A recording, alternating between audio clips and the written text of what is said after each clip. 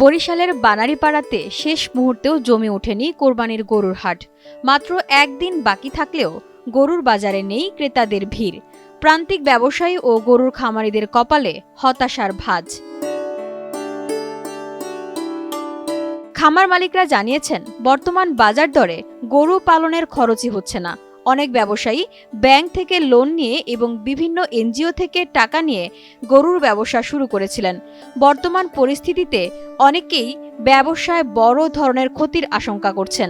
আমি 10টা গরু আনছি, 2টা বিক্রি করছি, আর 8টা রয়েছে। 8টা দাম কম। 25টা গরু আনছি আমি 3 দিনে 7টা গরু বিক্রি করছি। আর কোনো খদ্দেরই নাই, এখন গরু দামই জিগাইতেছে না।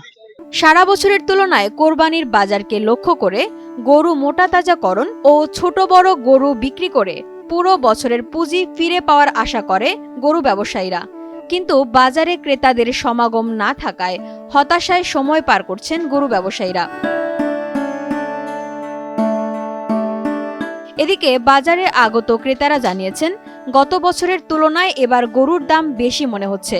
তাই হাতে আরও সময় থাকার জন্য তারা ঘুরে ফিরে বাজার যাচাই করছেন। গতবারের তুলনায় এবারের দাম একটু বেশি, কারণ চাহিদার গরুর সংখ্যা বেশি কিন্তু গ্রাহকের সংখ্যা কম। হাটের দিন ছাড়া তো গরু শুধু ব্যাপারীদের গরু থাকে, তা ব্যাপারীদের গরুতে একটু সাধারণত দাম বেশিই থাকে। আগামীকাল হাটের দিন হয়তো গ্রামের গরু আসবে, গ্রামের গরু আসলে হয়তো দাম ঠাম কমবে। আজকে তুলনামূলকভাবে গরুর দাম বেশি চাচ্ছে। বাজারে ক্রেতাদের নিরাপত্তা ও আইন শৃঙ্খলা পর্যাপ্ত রয়েছে। গরুর চিকিৎসার জন্য উপজেলা প্রাণী সম্পদ দপ্তর থেকে ভ্রাম্যমাণ চিকিৎসা কেন্দ্র চলমান রয়েছে। বানারীপাড়া উপজেলা প্রাণী সম্পদ দপ্তরের ভেটেরিনারি হসপিটাল থেকে এসেছি ইমার্জেন্সি টিম হিসেবে আর কি, ভেটেরিনারি মেডিকেল টিম। এই হাটের যেসব পশু উঠেছে আর কি, তাদের সামগ্রিক প্রাথমিক চিকিৎসা, যেটা অনেক সময় গরমের কারণে একটু হিট স্ট্রোক করে বা প্রাথমিকভাবে অনেক সময় অসুস্থ হয়ে পড়ে, তাদের প্রাথমিক চিকিৎসা দেওয়ার জন্য এই ভেটেরিনারি মেডিকেল টিম থেকে আমরা এসেছি আর কি এখানে। তবে বানারীপাড়ার এই প্রসিদ্ধ হাটটির পরিবেশ নিয়ে নেই কারো কোনো অভিযোগ।